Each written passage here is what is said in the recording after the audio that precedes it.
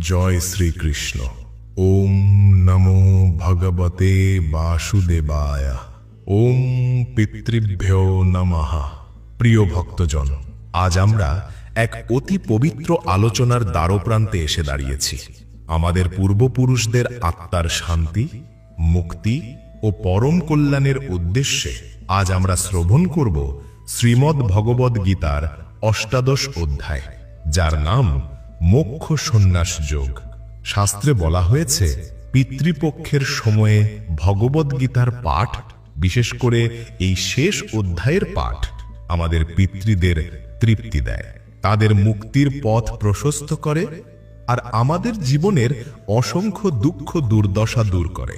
ভগবান স্বয়ং এই কালের মধ্যেই ভক্তদের জীবনে শান্তি, সুখ ও সমৃদ্ধি দান করেন। এখন পর্যন্ত আমরা গীতার সপ্তম, একাদশ ও পঞ্চদশ অধ্যায়ের মাহাত্ম্য শ্রবণ করেছি। আজ আমরা প্রবেশ করছি গীতার অন্তিম অধ্যায়, যা গীতার সবচেয়ে দীর্ঘ অধ্যায়। ৭৮টি অমৃততুল্য শ্লোকের সমাহার। প্রতিটি শ্লোক যেন এক একটি মণিমুক্তা, যার দীপ্তি চিরকাল পথ প্রদর্শন করে।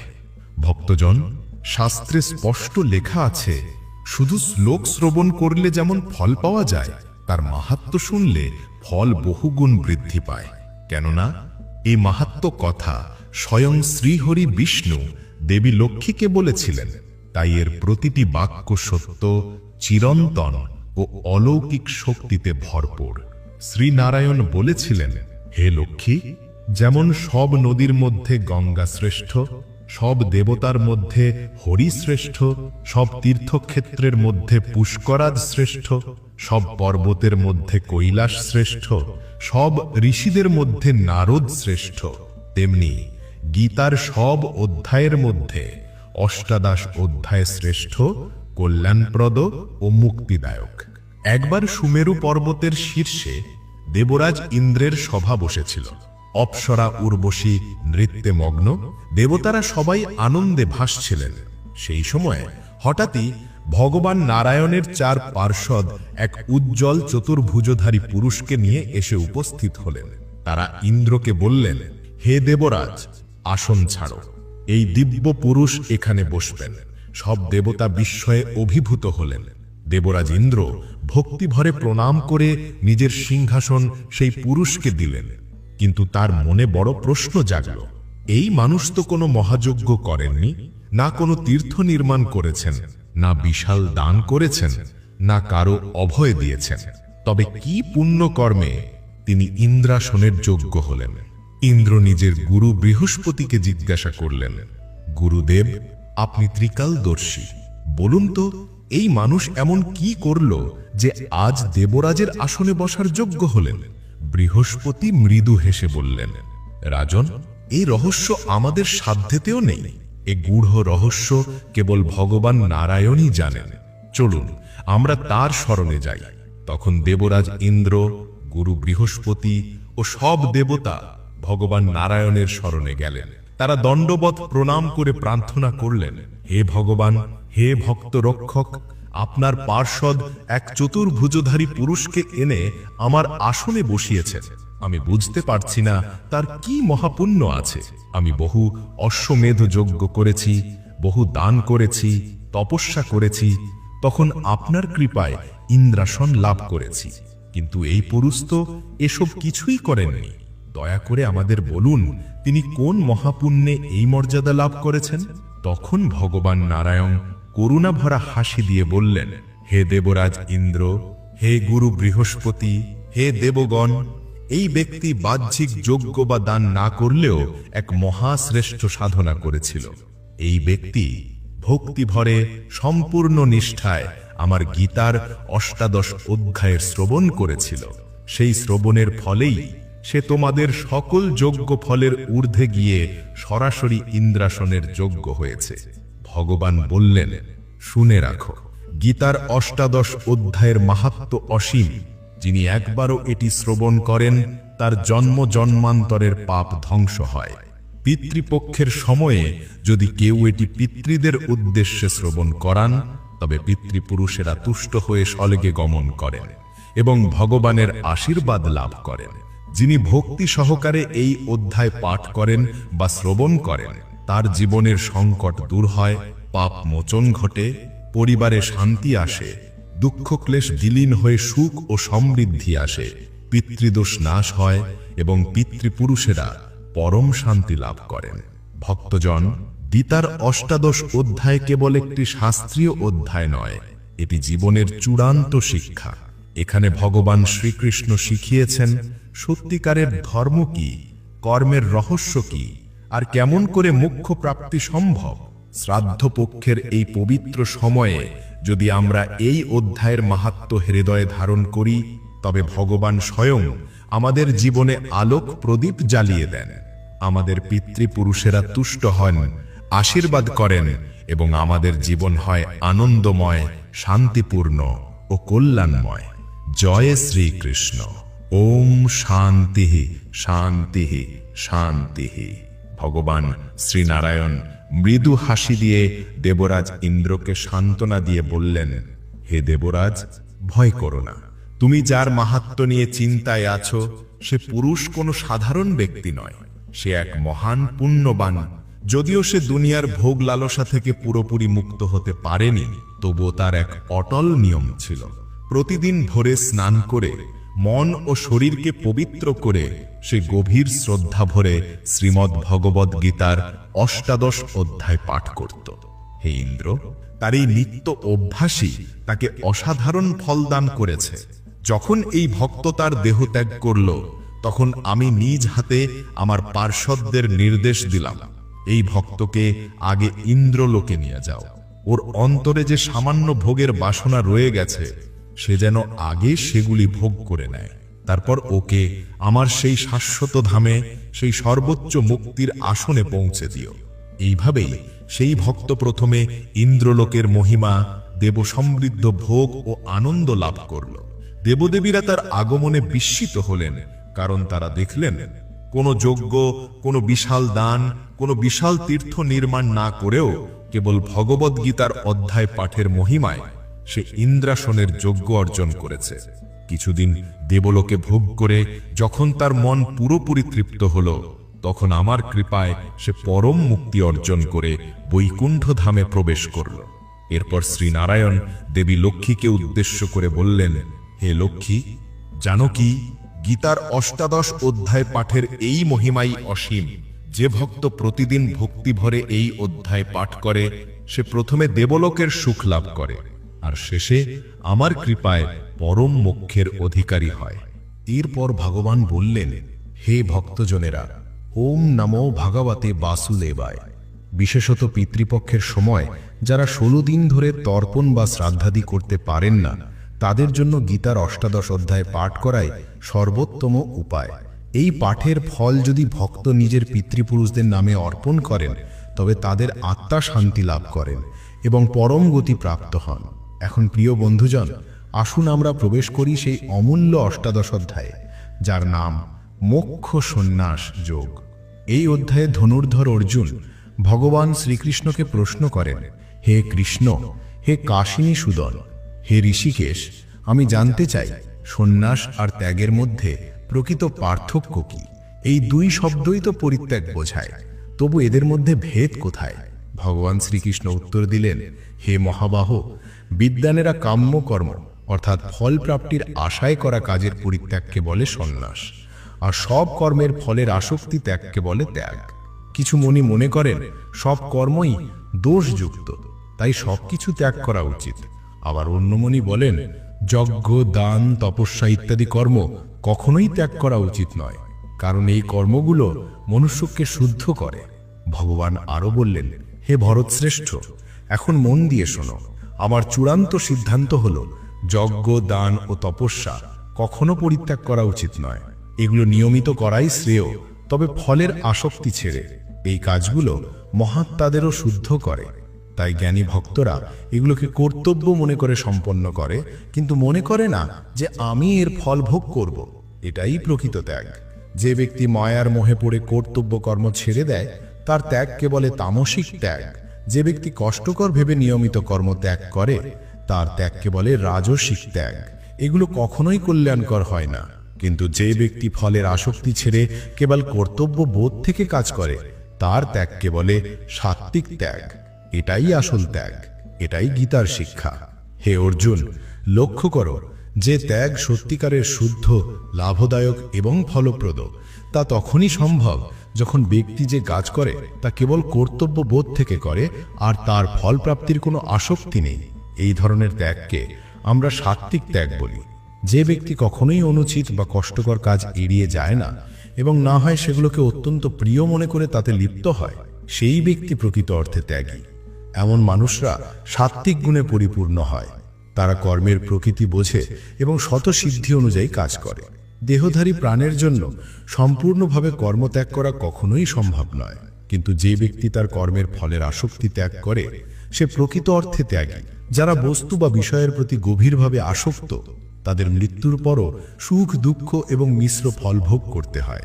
কিন্তু যে ব্যক্তি তার কর্মের ফলের প্রতি আসক্তি ত্যাগ করে, সে এই জীবনে বা পরলৌকিকে কোনো ফল ভোগ করতে হয় না।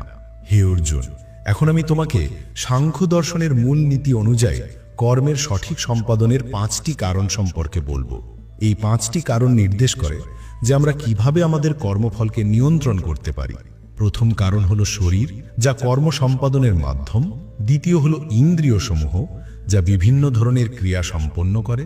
তৃতীয় হলো মন, যা চিন্তা, পরিকল্পনা এবং ইচ্ছা দ্বারা কর্মকে চালিত করে। চতুর্থ হলো বোধি বা জ্ঞান, যা জানায় কিভাবে কাজ করা উচিত। পঞ্চম হলো পদ্ধতি বা নিয়ম, যা নির্দেশ দেয় কিভাবে কর্ম সুষ্ঠুভাবে সম্পন্ন হবে।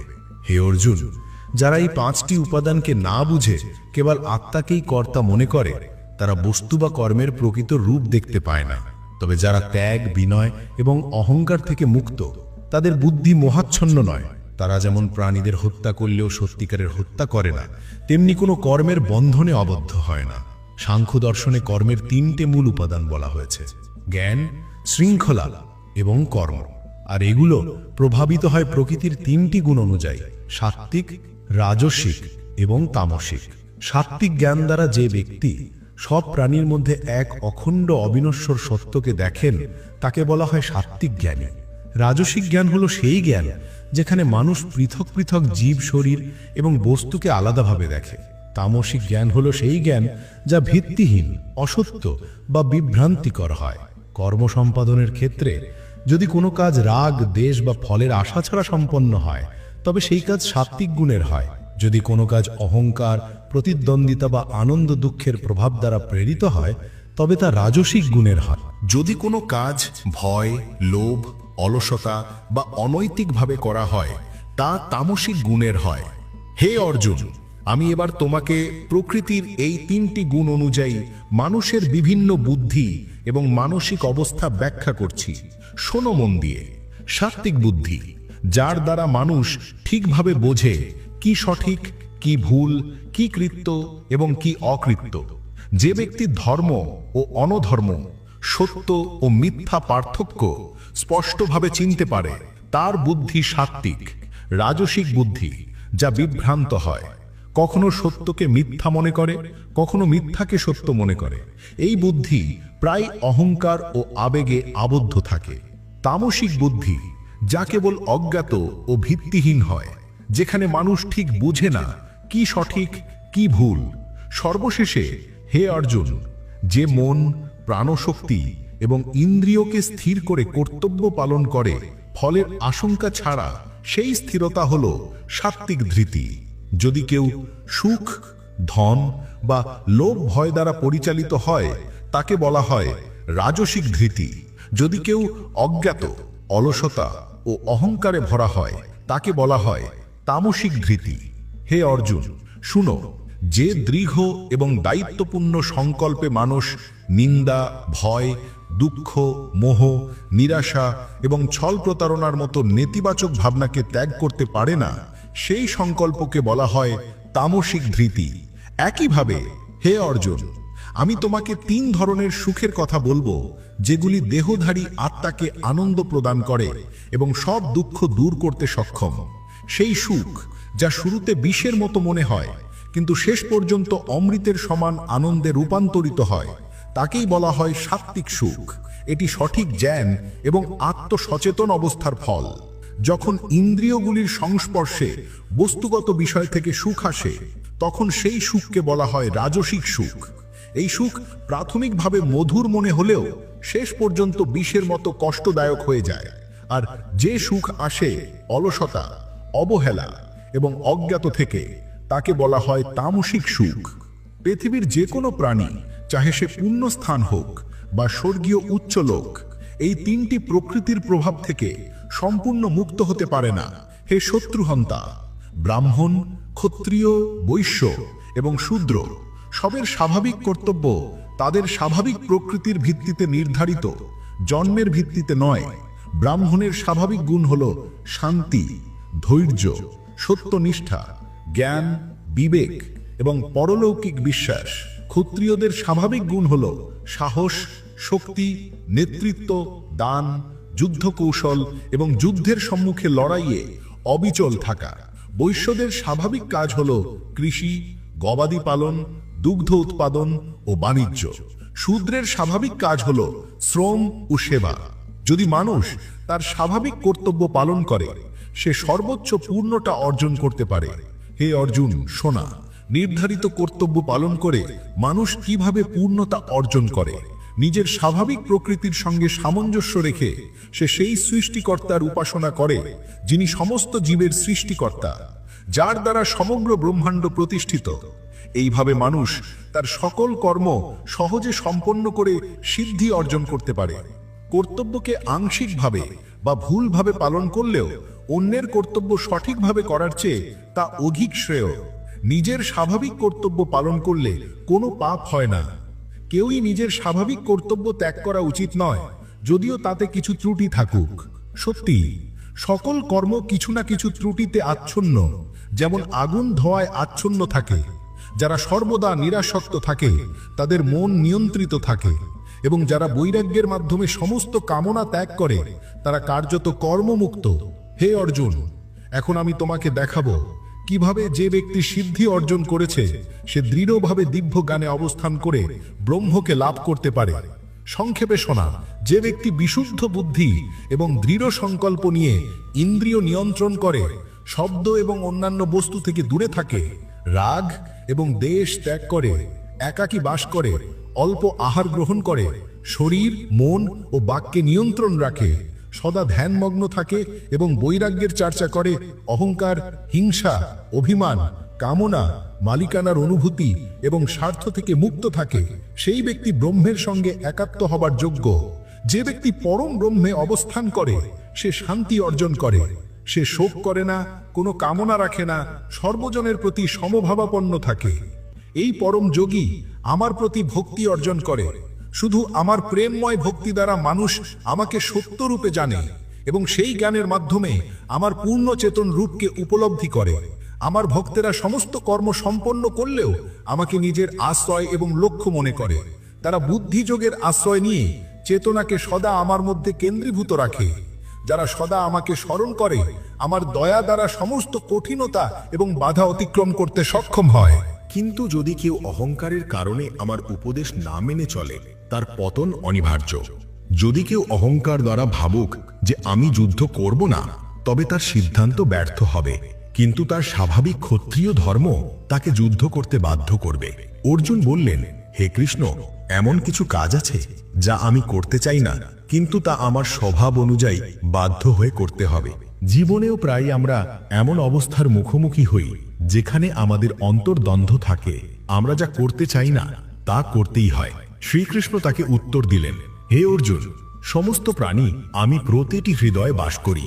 তারা যা কর্ম করে আমি সেই অনুযায়ী নির্দেশ দিই। এই জগতের সমস্ত কর্ম এই মায়া দ্বারা গঠিত একটি বৃহৎ যন্ত্রের মতো, যেখানে আত্মারা চলাচল করে। তুমি যদি আমার প্রতি পূর্ণ নিষ্কাম প্রেম এবং একনিষ্ঠা সহকারে আত্মসমর্পণ করো, তবে আমি তোমাকে চির শান্তি এবং চিরস্থায়ী ধাম অর্জনের পথ দেখাবো। এখানে একটি গভীর শিক্ষা রয়েছে। জীবন মানেই এক ধরনের যন্ত্র, যেখানে আমাদের ইচ্ছা, শক্তি এবং নিয়ন্ত্রণ মায়ার দ্বারা পরিচালিত হয়। কিন্তু যারা সম্পূর্ণ বিশ্বাস এবং নিষ্কাম প্রেমের মাধ্যমে শ্রীকৃষ্ণের শরণাপন্ন হয়, তারা সত্যিকারের মুক্তি পান। শ্রীকৃষ্ণ আরো বললেন, আমি যে জ্ঞান তোমাকে দিলাম তা এমন একটি জ্ঞান যা সাধারণ জ্ঞানের সীমা অতিক্রম করে। এই জ্ঞান গভীরভাবে চিন্তা করে গ্রহণ করো। তুমি চাইলে তা অনুযায়ী কাজ করো। তবে মনে রেখো, এটি আমার পরম গোপন জ্ঞান। আমি এটি তোমার মঙ্গলার্থে প্রকাশ করছি, কারণ তুমি আমার প্রিয় বন্ধু। শুধু আমার চিন্তন করো, আমার প্রতি ভক্ত হও, আমাকে আরাধনা করো, আমাকে প্রণাম করো। এই পথ অনুসরণ করলে তুমি নিশ্চিতভাবে আমার নিকটে পৌঁছাবে। আমি তোমাকে এই আশ্বাস দিচ্ছি। এই কথায় আমরা শিখি, আধ্যাত্মিক পথে সত্যিকারের ভক্ত হওয়া মানে শুধু শারীরিক কাজ নয়, বরং হৃদয় ও মনের পূর্ণ সমর্পণ। যারা শ্রীকৃষ্ণের প্রতি বিশ্বাস রাখে তারা সকল পাপ থেকে মুক্ত হয়। শ্রীকৃষ্ণ আরো বললেন, যারা সমস্ত ধর্ম ত্যাগ করে কেবল আমার শরণাপন্ন হয়, আমি তাদের সমস্ত দোষ ও পাপ থেকে মুক্ত করব। ভয় পেও না। এই জ্ঞান তারা কখনো শোনাবে না যারা অনিয়মিত, অশৃঙ্খল বা আধ্যাত্মিক বিষয়ে আগ্রহী নয়। যারা ভক্ত নয় তাদের জন্যও নয়। যারা আমার শত্রু, তারা যদি এই জ্ঞান পায় তা তাদের জন্য অনুকূল হবে। এখানেই মূল শিক্ষা। আধ্যাত্মিক জ্ঞান কেবল সেই জন্য যারা সত্যিকারের আগ্রহী এবং হৃদয় থেকে শিখতে চায়। অন্যদের ওপর জ্ঞান চাপিয়ে দিলে তা ফলপ্রসূ হবে না। যারা বিশ্বাস এবং দেশমুক্ত মনে এই জ্ঞান শোনে তারা নিশ্চিতভাবে পাপমুক্ত হয় এবং পৌরুষপূর্ণ পবিত্র আত্মাদের বাসস্থান স্বর্গীয় ধাম প্রাপ্ত হয়। এটাই গীতার মূল শিক্ষা। অর্জুন তখন বললেন, হে অচ্যুত, আপনার অনুগ্রহে আমার সমস্ত অজ্ঞানতা ও মায়া নষ্ট হয়েছে। এখন আমি জ্ঞানে প্রতিষ্ঠিত এবং সমস্ত সংশয় থেকে মুক্ত। আমি আপনার আজ্ঞা অনুযায়ী কর্ম করব। এখানেই দেখা যায়, শ্রীকৃষ্ণের জ্ঞান অর্জন করলে অন্তর্দ্বন্দ্ব দূর হয়, মন শান্ত হয় এবং আমরা আমাদের কর্তব্যের প্রতি একনিষ্ঠ হতে পারি। সঞ্জয় বলেন, এইভাবে আমি উদার চিন্তাভান অর্জুন ও পরম প্রেমময় শ্রীকৃষ্ণের মধ্যে চমৎপ্রদ বিস্ময়কর সংলাপ শুনেছি। এটি এতই রোমাঞ্চকর যে আমার রোম হঞ্চিত হল। ভগবৎ আচার্য ব্যাসের অনুগ্রহে আমি সরাসরি এই পরম যজ্ঞে শ্রীকৃষ্ণের মুখ থেকে শুনেছি। প্রতিবার যখন আমি এই বিস্ময়কর সংলাপ মনে করি, আমি পুনরায় আনন্দে এবং বিস্ময়ে ভরে যাই। শ্রীকৃষ্ণের মহাজাগতিক রূপ এবং অর্জুনের মহাবীর্য মনে করলে সেখানে নিশ্চিতভাবে অসীম ঐশ্বর্য, বিজয় এবং নীতি বিরাজমান থাকে। বন্ধুরা, এখন আপনি শুনলেন শ্রীমদ্ ভগবদ গীতার অষ্টাদশ অধ্যায়, মোক্ষ ও সংযম যোগ। এটি শুধু একটি অধ্যায় নয়, পুরো গীতার সার সংক্ষেপ। আমরা প্রার্থনা করি ভগবান শ্রীকৃষ্ণ আপনার উপর বরকত বর্ষিত করুন, আপনার জীবনের সকল কষ্টের সমাধান দ্রুত হোক এবং জীবন আনন্দ, সুখ এবং শান্তিতে পরিপূর্ণ হোক। শেষে বলি, ভগবান শ্রীহরি বিষ্ণুর জয়, পিতৃদেবতার জয়। হরে কৃষ্ণা।